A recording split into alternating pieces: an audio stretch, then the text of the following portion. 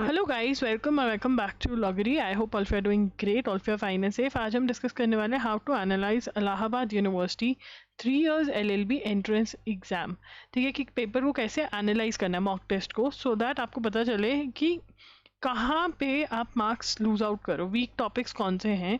And ये exercise जो है बच्चे इससे मोस्टली भागते हैं एंड इससे नहीं भागना है। सबसे पहले तो बच्चे मॉक टेस्ट ही नहीं अटेम्प्ट करते, उनको लगता है ठीक है मैंने पढ़ लिया है तो हो जाएगा। नहीं, आपको मॉक टेस्ट अटेम्प्ट करना है ताकि आपको पता चले कि क्या चीज़ है जो इनकरेक्ट जा रहे हैं, कौन से क्वेश्चंस इनकरेक्ट हो रहे हैं एंड इन क्वेश्चंस को कैसे करेक्ट कर सकते हो, मैक्सिमम क्वेश्चंस को। यही चीज़ आपको करनी होती है। ठीक है, तो मॉक टेस्ट जो है लाइव है इलाहाबाद यूनिवर्सिटी के, लिंक डिस्क्रिप्शन बॉक्स में है, आप चेकआउट कर सकते हैं। मॉक टेस्ट के साथ जून 2024 से लेकर के आपको मई 2025 के करंट अफेयर्स MCQs बिल्कुल फ्री ऑफ कॉस्ट मिल रहे हैं मॉक टेस्ट के साथ, तो जाकर के ज़रूर सॉल्व करें। चलिए स्टार्ट करते हैं आज का सेशन। देखिए, यहाँ पर सेक्शंस में डिवाइडेड है आपका पेपर, ठीक है ना, एंड मॉक टेस्ट भी सेक्शंस में डिवाइडेड है। 150 क्वेश्चंस आते हैं, 1 question is of 2 marks, therefore जो आपका पूरा पेपर है वो 300 मार्क्स का होता है। ठीक है, नेगेटिव मार्किंग नहीं है, मतलब 100% पेपर आपको अटेम्प्ट करना है। मैंने हाउ टू अटेम्प्ट वाली वीडियो में ऑलरेडी आपके साथ डिस्कस कर लिया है कि मॉक टेस्ट को आपको अटेम्प्ट करने की कैसे प्रैक्टिस करनी है।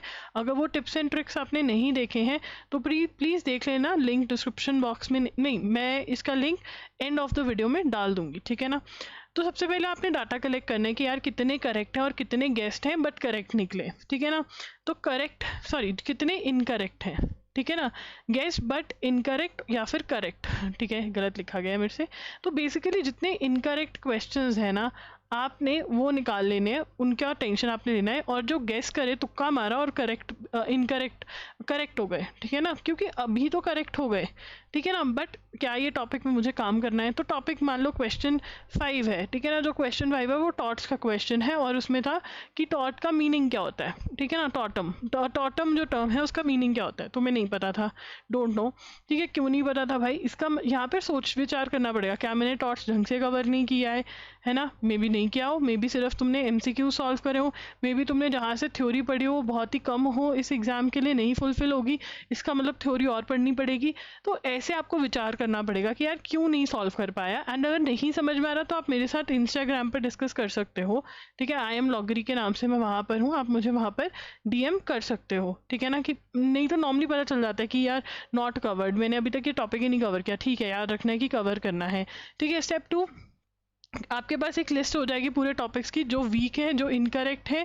और इनकरेक्ट है क्योंकि या तो उनको आपने कवर नहीं किया है या फिर वो वीक है क्योंकि समझ में नहीं आए हैं। ठीक है ना, तो अगर आपको अब कैसे डिसाइड करना है कि यार ये जो टॉपिक है इसका क्या करा जाए। देखिए, अगर रिविजन करिए, अगर आपको लग रहा है कि फॉरगेट कर रहा हूँ, बहुत टाइम हो गया, it has been long that you have not read the theory of a particular topic, तो आप उसको रिवाइज करिए। ठीक है, बट स्टडी फ्रॉम स्क्रैच करिए। अगर आपको कन्फ्यूजन है, अगर आपको खुद ही लगता है कि हाँ यार ये तो मेरा वीक टॉपिक है, क्या आपको इंटायर टॉपिक दोबारा पढ़ना चाहिए पर्टिकुलर टॉट्स में? मान लो वाइकेरियस लाइबिलिटी में गलती होती है तो आप वाइकेरियस लाइबिलिटी दोबारा पढ़ोगे ना, बाकी सब तो आ रही हैं। ठीक है, मान लो टॉट के अंदर आपको नेग्लिजेंस में गलती होती है, नेग्लिजेंस नहीं समझ में आता तो नेग्लिजेंस पढ़ोगे। ठीक है ना, उसके बाद एनालाइज सेम डे पे करो, पेन और पेपर यूज़ करते हुए करो। ठीक है, आपका क्या एम क्या होना चाहिए मॉक टेस्ट में? बहुत बार क्या होता है, बच्चों का एम होता है कि चलो मेरा ना कट ऑफ से ऊपर जा रहा है तो ठीक है, बट यार जो मॉक टेस्ट होता है ना उसमें और एक्चुअल पेपर में क्या फ़र्क होता है। मॉक टेस्ट के अंदर मैं आपके सारे टॉपिक्स कवर करवाने की कोशिश करूंगी, चाहे मैं उसका एक ही क्वेश्चन दूं, और ये मेरा हिंट है आपको कि भैया बेटा ये भी कर लियो, ये आ सकता है। ठीक है ना, जबकि एक्चुअल पेपर में कुछ टॉपिक्स आएंगे और कुछ टॉपिक्स नहीं आएंगे। अब वो टॉपिक्स कौन से हैं मुझे भी नहीं पता, आपको भी नहीं पता, इसीलिए सभी टॉपिक्स कर जाने चाहिए। तो अब मान लो मॉक टेस्ट के अंदर वो एक क्वेश्चन गलत, तो आपने कहा हाँ एक ही तो है, क्या फ़र्क पड़ता है। एक्चुअल पेपर में वो 5 क्वेश्चन आगे, हो गया ना, हिल गया पूरा, 10 नंबर गए। तो इसीलिए आपको मॉक टेस्ट को एनालाइज करना बहुत ज़रूरी है। आप अगर कट ऑफ का करके डांस करने लग जाओगे तो पेपर में के बाद शायद आपको डांस करने का मौका नहीं मिलेगा, राइट। तो मॉक टेस्ट के लिए ज़रूर एनरोल करें, link is in the description box.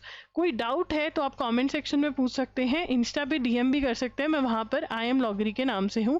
Thank you for watching the video. And also syllabus जानना है, क्या बुक्स में से पढ़ना है, ये सब मैंने प्लेलिस्ट में दिया हुआ है, लिंक आपको स्क्रीन पर दिख रहा होगा प्लेलिस्ट का, तो ज़रूर देख लेना।